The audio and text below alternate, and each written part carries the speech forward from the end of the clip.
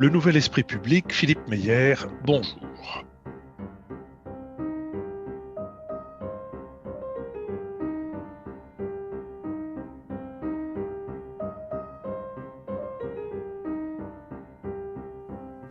Bonjour, merci de nous avoir rejoints pour ce nouveau supplément, ce nouveau BADA, dont la série a l'ambition de donner des visages, des voix à ceux et celles qui sont les acteurs et les artisans de ce monde culturel particulièrement éprouvé en ce moment.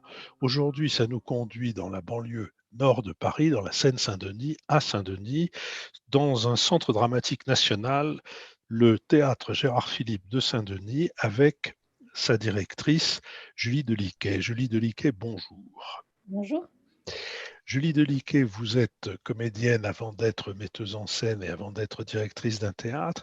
Comme comédienne, vous avez été formée dans un conservatoire à Montpellier, dans une école qui n'a disparu maintenant, mais qui a eu de l'importance pour la formation et l'accession au conservatoire de beaucoup de vos camarades. Et puis, vous avez été formée à l'école internationale Jacques Lecoq. Je pense que ça a de l'importance dans ce que vous avez fait ensuite. Est-ce que vous pouvez nous dire ce qui caractérise cette école et sa formation par rapport aux autres formations?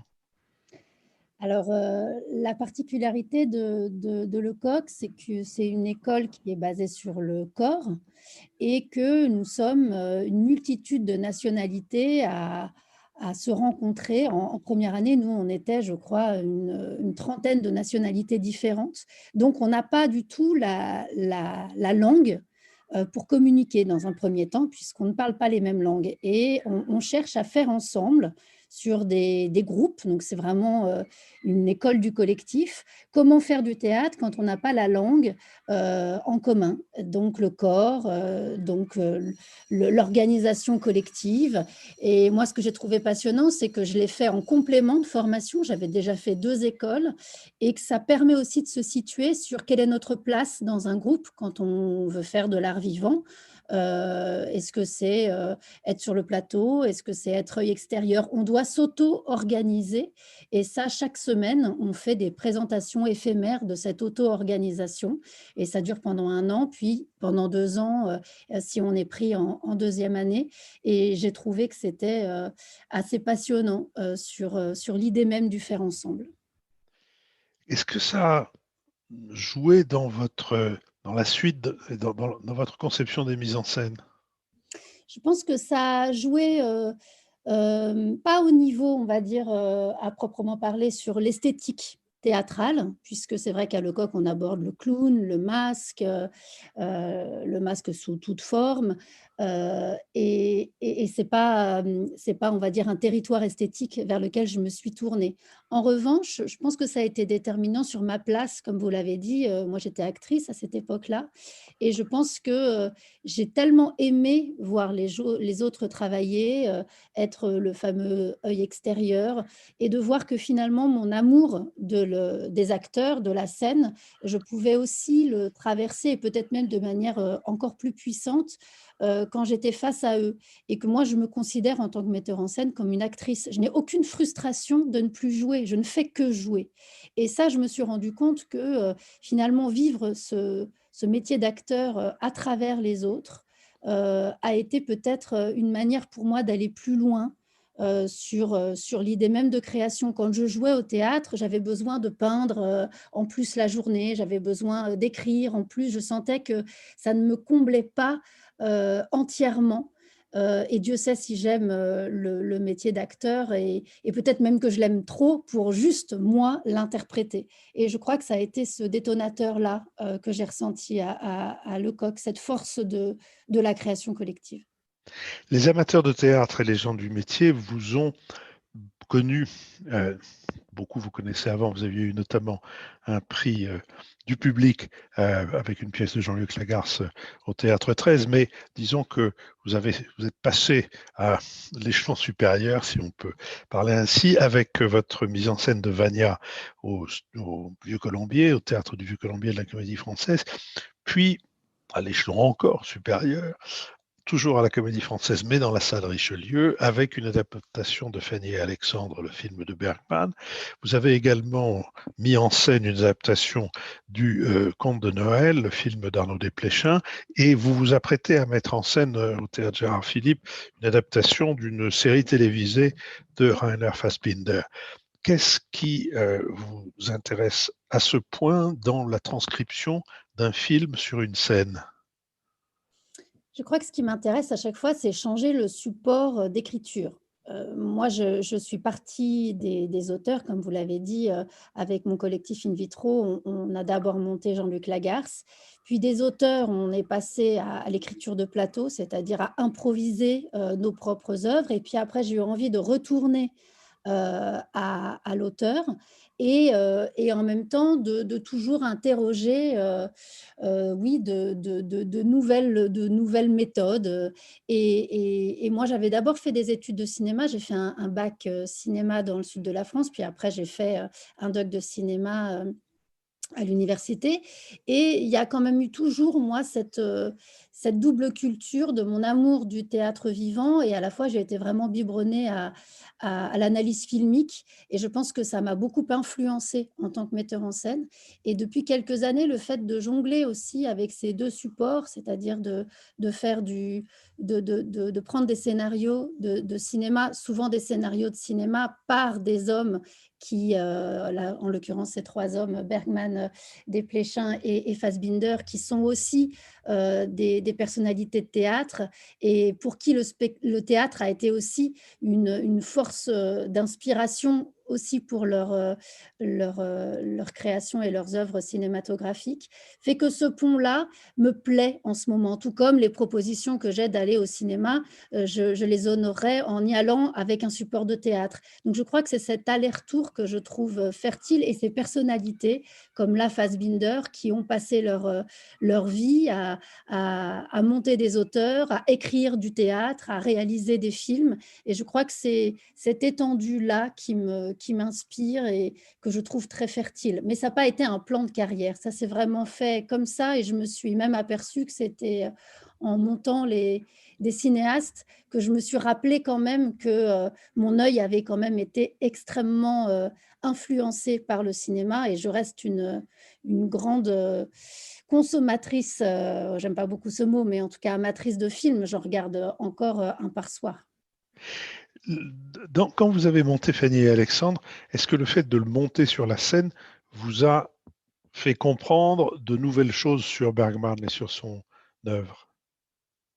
Alors, ce qui est particulier avec Bergman, c'est que son œuvre est telle qu'en fait, il y a des périodes, mais que ces films, tous ces films ne se ressemblent pas les uns les autres. C'est ça qui est totalement foisonnant et bergmanien et Fanny Alexandre, c'est son dernier, et du coup, cette œuvre testamentaire, je ne sais pas, je l'ai trouvée extrêmement, passionnante à décortiquer parce qu'elle est aussi un hommage à plein de choses et du coup, je la trouve extrêmement généreuse, nostalgique et j'ai eu, moi, la sensation que oui, je me suis vraiment autorisée à rencontrer, cette écriture, à nous l'approprier, à des fois la déconstruire même.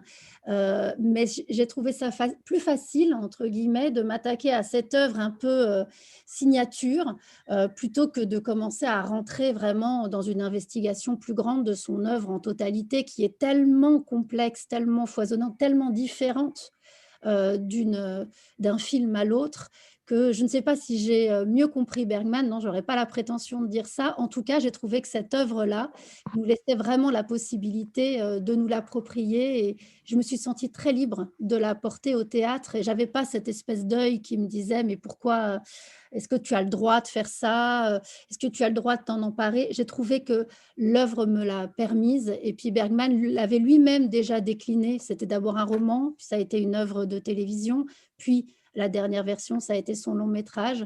Donc j'ai trouvé qu'il m'avait laissé la place, de la porter sur la scène. Est-ce qu'on peut s'arrêter un moment sur votre goût pour le cinéma et sur ceux des réalisateurs qui suscitent le plus votre intérêt ou votre adhésion? Ce que j'aime au cinéma, c'est de pouvoir suivre, l'œuvre de quelqu'un, ce qu'on ne peut pas vraiment faire au théâtre.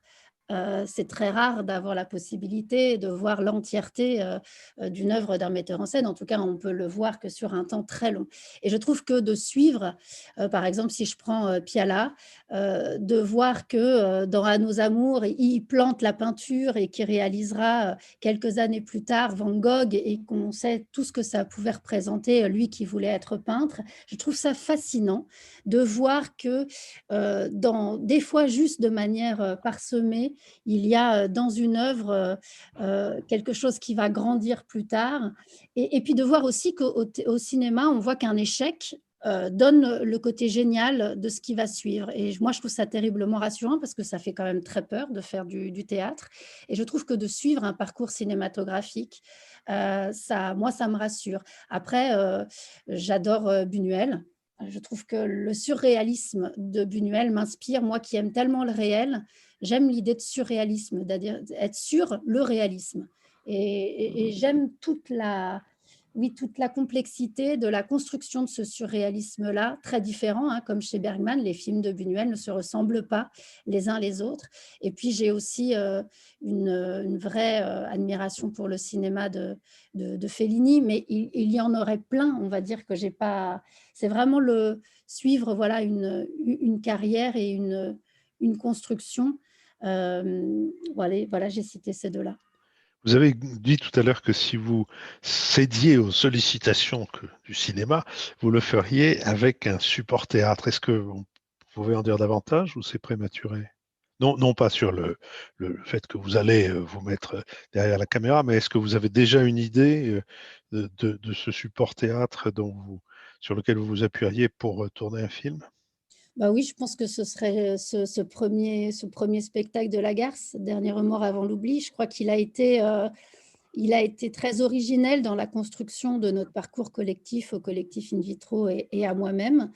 Et puis on était jeunes à l'époque, on était trop jeunes pour les rôles. Maintenant, on a l'âge des rôles. Cette œuvre m'a accompagnée tout le temps. Si je devais la refaire aujourd'hui au théâtre, je la referais très différemment de ce que j'avais monté à l'époque, bien évidemment, parce qu'on a tous changé.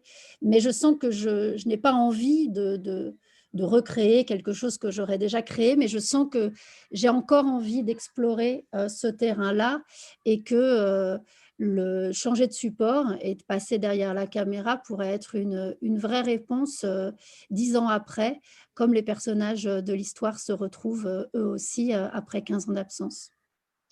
Venons-en alors au théâtre Gérard Philippe, ce centre dramatique national situé à Saint-Denis, dont vous êtes la directrice depuis l'année dernière, depuis 2020.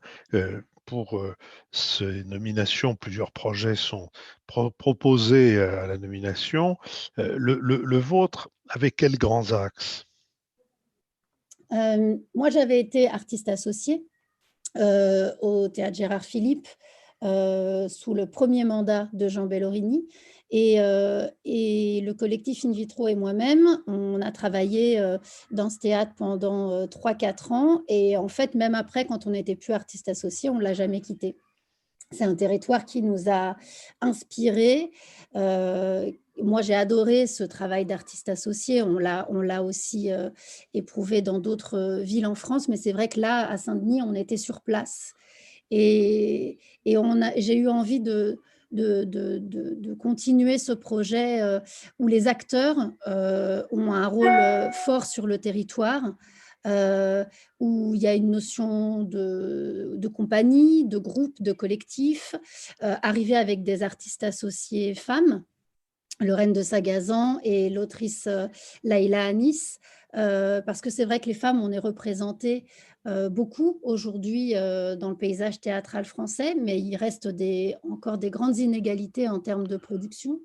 Donc envie aussi de valoriser, ces apports en production pour les projets, tenus par des femmes et puis un projet, je pense, éminemment social parce que, moi j'ai besoin du réel pour créer des fictions et le réel, d'un territoire comme la Seine-Saint-Denis, c'est, l'hyper vivant, c'est terriblement inspirant quand on prétend, en tout cas, on a la volonté de faire, du théâtre public et c'est une vraie mission. complexe, mais passionnante, passionnée, et que j'avais envie, voilà, de mener collectivement, et d'inventer, toujours en lien, bien sûr, avec les artistes que nous sommes. Alors vous êtes arrêté dans votre marche par les conséquences des mesures sanitaires. Quelles sont précisément ces conséquences pour vous? Ça déporte la mise en œuvre de votre projet, mais dans quelle proportion? Bah, disons que déjà quand j'ai été nommée, moi j'ai été nommée, le 2 mars, et j'ai été en fonction officielle le 1er avril. Et autant dire que j'ai été, confinée directement en tant que nouvelle directrice, et surtout j'ai dû gérer une crise avant même de prendre possession, des lieux et de rencontrer mon équipe. Donc dans un premier temps, les premiers gestes que j'ai effectués, ça a été de la solidarité vis-à-vis des équipes qui étaient impactées par le confinement, les équipes qui avaient été, programmées par Jean Bellorini, et de leur proposer des reports. Donc déjà, on va dire que ma première saison, qui est, celle actuelle, a été, aussi faite, de cohabitation entre des artistes que j'ai choisis et des artistes, qui étaient de l'ancienne direction. Et ça, bah, ça va continuer aussi l'année prochaine, puisque ces mêmes artistes aujourd'hui ont été impactés par la crise qui a continué. Et du coup, c'est une autre façon de penser, cette prise de direction, c'est-à-dire que, l'hyper présent est fait des fois de l'hyper passé, et de savoir comment, penser le futur, sans créer des inégalités pour autant. Je ne veux pas que moi des artistes se disent: «Mince, on a été victime parce qu'on était là au mauvais moment, parce qu'il y avait un changement de direction». Donc je me dois aussi, de prendre en compte, cette situation-là, et que les artistes et les compagnies soient celles et ceux qu'on doit protéger en premier lieu. Donc on va dire que mon travail de directrice, il a été quand même, vraiment, moi j'ai eu le sentiment d'avoir mis les mains dans le cambouis directement, face à quelque chose qui n'était pas dans mon projet et que j'avais pas anticipé. Et donc mon projet, il mute, il s'adapte. Ça ne veut pas dire qu'il doit être, empêché, et que je dois le repousser à demain, mais il faut que je l'adapte et que je le réinvente, oui, à mesure que les choses avancent, et qui soit réaliste par rapport à ce qu'on traverse. Ce qui, moi, me convient, hein, plutôt. Je ne dis pas que c'est tous les jours drôle, hein, comme, ce qui nous arrive à toutes et tous, mais en même temps, c'est une manière de devenir directrice et d'être dans cette réalité-là. Dans le projet dont vous m'avez envoyé un, un résumé, il y a un certain nombre de mots qui m'ont paru importants. Je voudrais vous les soumettre les uns après les autres, plutôt vous les proposer pour vous faire réagir. Grand format. Oui, c'est-à-dire que, par exemple, quand on parle du Fassbinder, c'est un projet grand format. C'est-à-dire qu'il y a, beaucoup d'acteurs au plateau, et il y a, beaucoup d'acteurs, en face, du plateau, des créateurs autour de moi. La notion de collectif, au début, je la considérais beaucoup, pour les acteurs. Comme je vous l'ai dit, moi, je suis une amoureuse des acteurs. Puis au bout d'un moment, je me suis dit: «Mais il faut que je crée aussi un collectif en face. Il ne faut pas que moi, cet amour des acteurs, me fasse finalement tomber dans une solitude», moi qui prône beaucoup, le collectif. Donc on est des grandes bandes, et ça a été une vraie question de me dire: «Mince, c'est difficile en ce moment». Et cette difficulté-là, elle est encore plus grande quand on veut, porter à la scène des grands formats. Et à la fois, puisque c'est mon dada, je me suis dit: «Si moi je m'arrête là, à ce moment-là, si je ne fais pas ça la saison prochaine, ça va aussi signer la fin de ces grandes formes, qui fait que moi j'ai choisi une carrière de théâtre pour ça, et pas une carrière de cinéma». Quand j'ai découvert le théâtre d'Ariane Mouchkine, ça a été, de voir ces spectacles à grand format. Je parle de Mouchkine parce qu'hier j'ai revu, Le Molière, son film qu'elle a réalisé en 78, pour le cinéma, qui est aussi un film à grand format. Je trouve que ces grandes histoires font qu'on a cette façon cathartique, d'exercer notre art, et je trouve que c'est notre force et notre modernité, de nous exposer en tant qu'humains, tout aussi mortels que les spectateurs en face, et partager cet instant présent qu'en ce moment, on ne peut pas exercer, mais j'ai espoir que les prochains mois, on va pouvoir retourner sur les planches. Et je trouve que ces grands formats, il faut les protéger. C'est difficile parce que c'est difficile à tourner et moi, je me bats beaucoup pour que les spectacles tournent, ceux des autres et les miens, parce que c'est notre travail de la décentralisation, d'aller partout en France et dans le monde quand on en a les moyens. Mais évidemment que c'est lourd, c'est des gros bateaux, mais c'est aussi des bateaux humains, du travail pour toutes et tous. Et je trouve qu'il faut se battre pour que ça existe. Et c'est un endroit qui, pour moi, reste une zone de résistance. Alors, il y a un autre mot, mais avant de vous le soumettre, j'en dirai moi-même quelque chose. Euh, je, je- je vais au théâtre assez souvent. J'ai beaucoup été, j'ai vu beaucoup de spectacles qui étaient présentés comme relevant de l'écriture au plateau, qui est un terme qui revient dans votre présentation de projet. Euh, je me suis souvent demandé à l'issue de ces spectacles pourquoi on donnait un nom aussi glorieux à quelque chose qui était tout simplement de l'improvisation et qui, dans la plupart des spectacles que j'ai vus, ne paraissait pas être le résultat d'un travail très approfondi.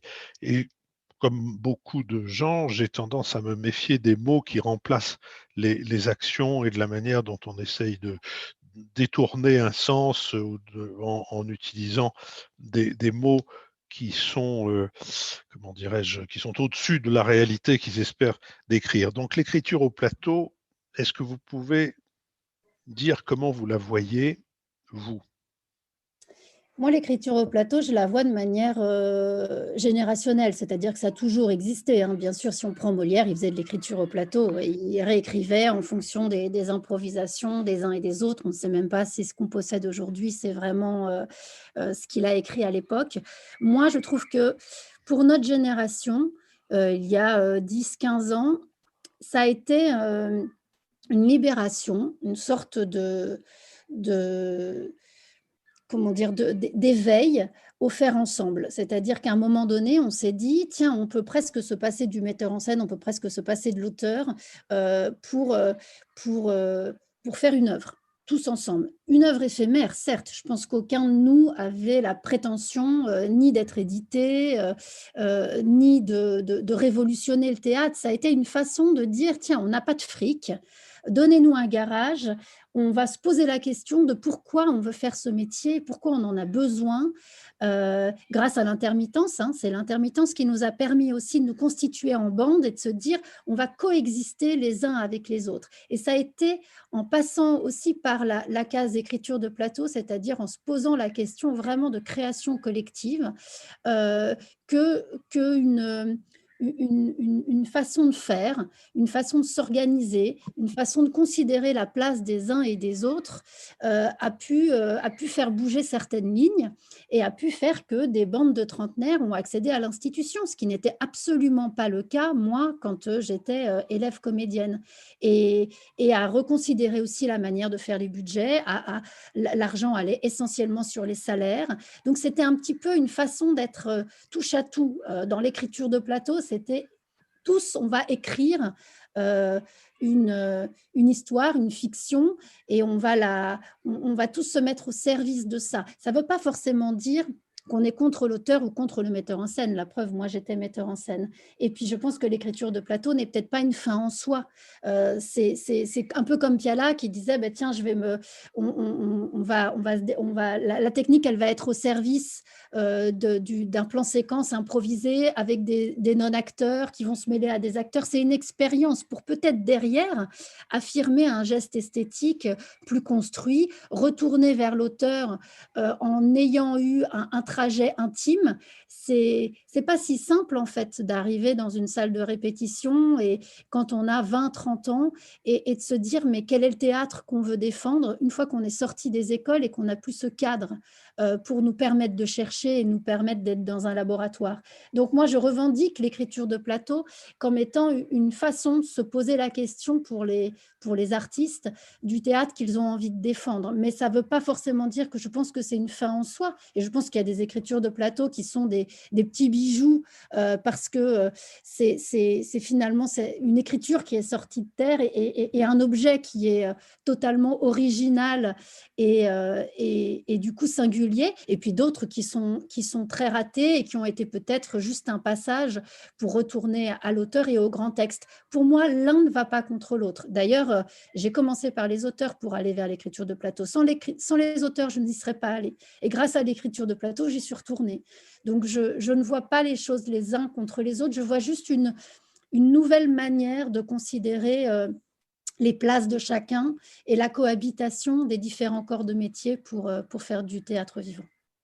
Vous avez fait mention tout à l'heure du film d'Ariane Nouchkine, Molière, qui a été tourné à la cartoucherie à l'époque où presque on découvrait, enfin pas tout à fait, mais où vraiment la cartoucherie représentait toujours, ou représentait encore, quelque chose de tout à fait nouveau, pas seulement à travers ce à quoi vous avez fait allusion tout à l'heure, mais aussi à travers le bâtiment et à travers la manière dont ce bâtiment était géré dans son rapport avec le public.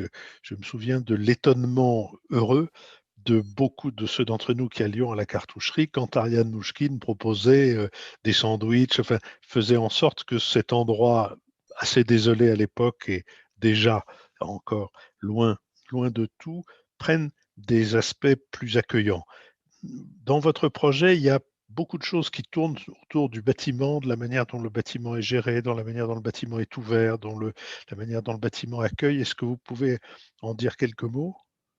Bah, là, vous avez tout à fait raison, c'est que moi, j'ai grandi dans le sud de la France, je n'allais pas beaucoup au théâtre et je suis allée au théâtre à 17 ans lors des vacances de la Toussaint, voir Issoudun des Nuits d'éveil et d'Ariane Mouchkine. Et dès qu'on arrivait, on nous servait des plats tibétains et j'étais même à côté de gens que je ne savais pas, mais qu'en fait allaient être les futurs acteurs du spectacle. Et je trouvais que cette porosité entre le réel et la fiction qui nous prenait dès l'entrée au bâtiment, je l'ai trouvée incroyable.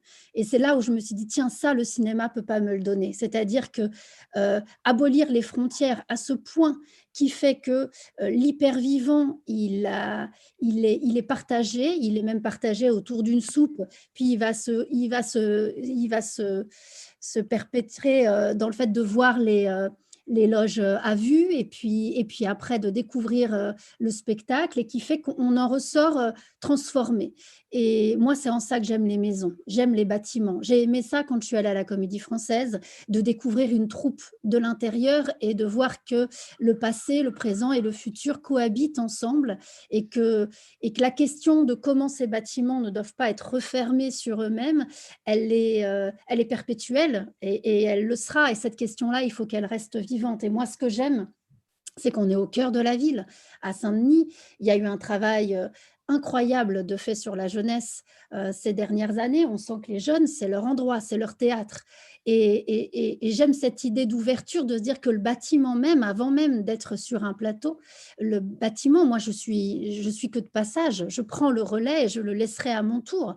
Et cette question de comment un théâtre s'intègre à la ville, quelle est, nous, notre mission pour que ça le soit encore plus. C'est pas tous les jours facile. C'est pas facile de passer la porte d'un théâtre. Des fois, c'est via l'enfant déjà. C'est parce qu'on y amène son enfant voir un spectacle. On se dit, ah ben tiens, je vais y aller après.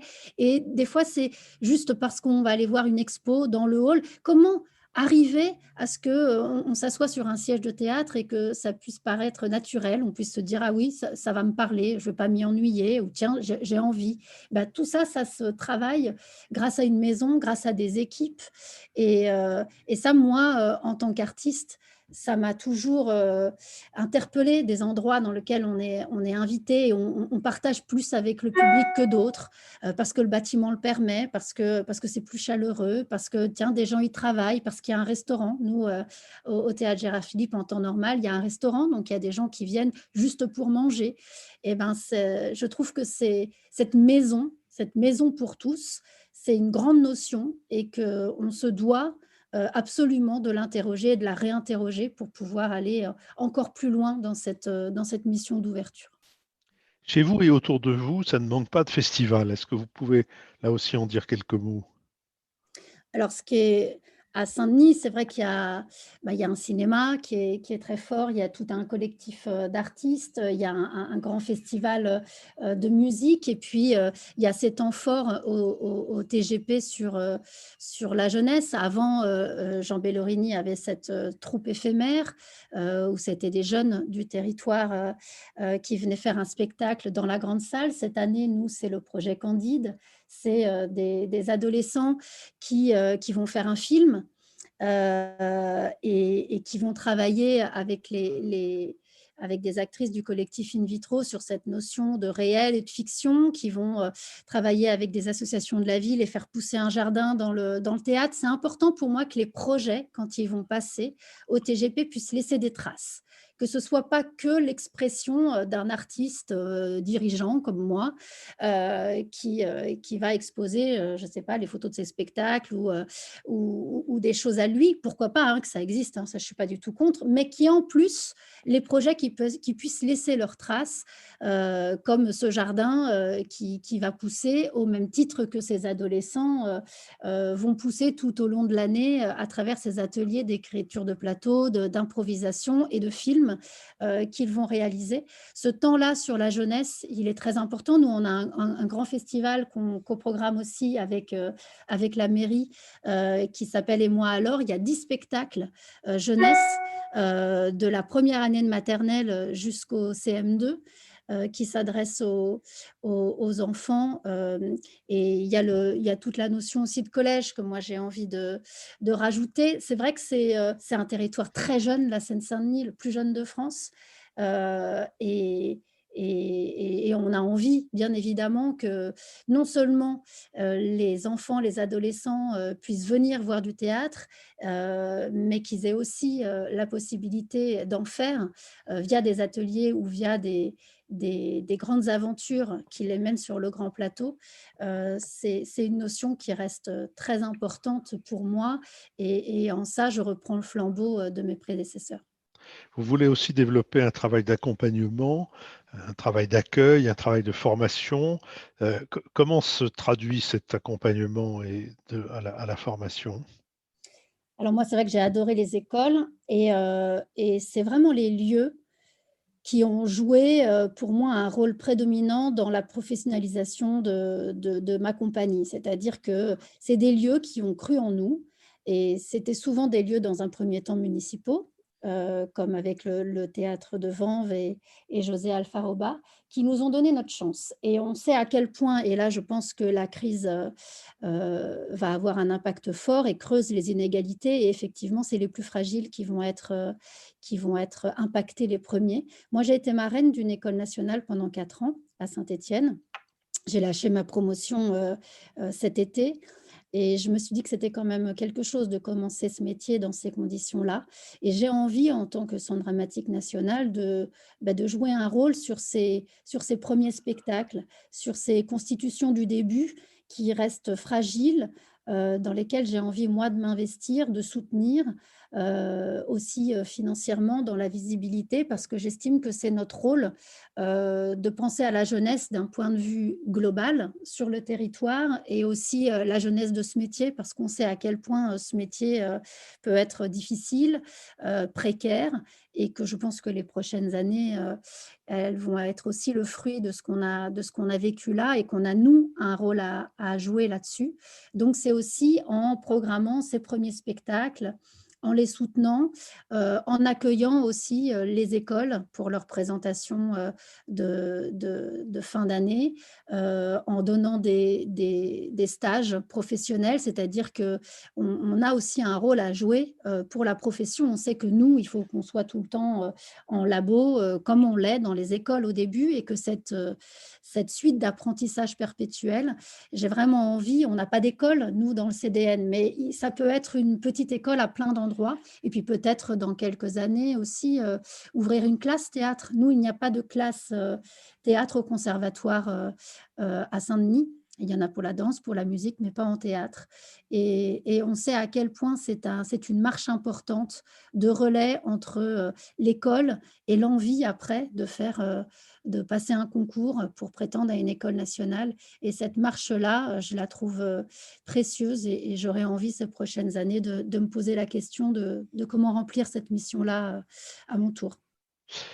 Julie Deliquet, merci beaucoup. Une dernière question avant qu'on se sépare. Si le ministère de la Culture devait être supprimé, vous pensez que ce que vous faites au Théâtre Gérard Philippe devrait relever du ministère de l'Éducation nationale ou du ministère de l'Action sociale? J'ai envie de dire les 2, mon capitaine,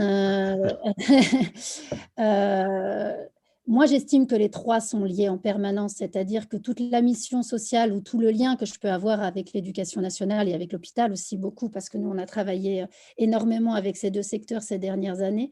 Heu, J'estime qu'on ne peut faire notre travail bien que s'il est profondément lié à notre mission, d'artiste et de culture. Je n'ai aucune prétention qu'on puisse le faire sans cette notion, de culture et le fait qu'on passe, nous, par nos méthodes, d'artistes, par nos méthodes de faux, par nos méthodes de fiction, pour pouvoir à un moment donné, heu à questionner, notre art et ce qu'on cherche, heu, via le réel de ce qui nous entoure et que là, on a une carte à jouer. Donc cette triangulaire-là, elle est précieuse et il faut la protéger au maximum parce que je pense que si on oui, si on nous impacte ou si on nous enlève, ce pourquoi on fait profondément ce métier et quel est notre champ d'action, on ne pourra plus le faire ou sinon on le fera mal ou on le fera avec des manquements et je pense que du coup après dans nos propres créations et dans notre rapport au spectacle, ça va aussi en pâtir. Donc je pense que c'est un équilibre fragile, mais un équilibre qu'il faut garder au maximum pour qu'on puisse, travailler et se développer et se réinterroger encore plus vis-à-vis de notre mission, pour les habitants et pour nos territoires et du coup culture, sociale, éducation nationale, éducation et transmission doivent rester, des mots, dont on prend soin. Julie Deliquet, Julie Deliquet, merci beaucoup et la meilleure des années possibles pour votre direction du Théâtre Gérard Philippe de Saint-Denis.